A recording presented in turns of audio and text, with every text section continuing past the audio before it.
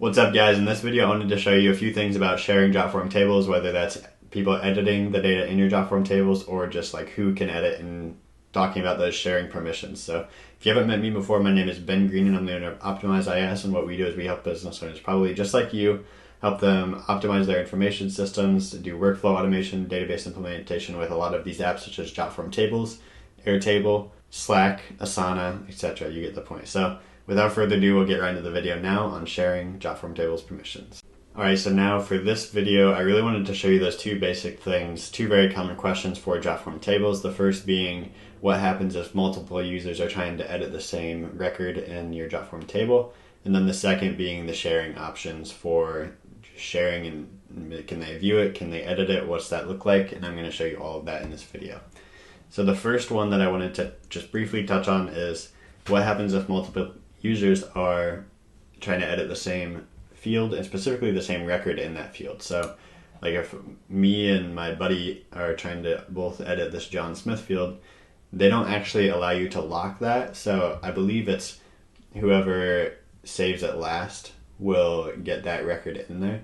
So it's unfortunate, but you just got to be careful. You can see that there's other people using your Jotform tables, but you can't exactly see which fields they're editing in real time, and Jotform Tables doesn't actually lock that record.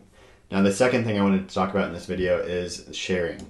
So you can actually share your Jotform Tables with outside users of your Jotform Tables account right now, and they don't have to have a Jotform account yet, but obviously Jotform, they want people to be signing up for Jotform Tables because they are a for-profit business and they want people to be signing up. So if you choose any of these options, you can have private table, public table, your company access. So you can have people read only without having access to edit the data.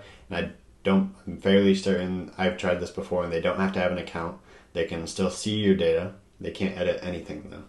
So you can choose either of these, but if you choose private table, then you can allow them to be a collaborator instead of just read only. So if I go to public table, it's read only, but if I have private table, then you can add this collaborate, and you can share a link, or you can just share by email with somebody, and you can have them be a collaborator, have them be able to view data and edit data, but still obviously not the table settings.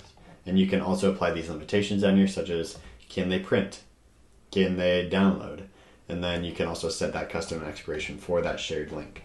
So once you choose that and you choose which settings you want, then you can come back here and you can copy the link, or you can just invite them by email. And so these are the options. Choose your settings and then just copy the link, and you can send that to other people. Just note whether it's public or private, that's where you have the option to allow people to edit the data or just view the data. So I hope this was helpful. If you have any questions, drop them in the comments below. But if not, hope you have a great day and keep watching for more Jotform Tables videos.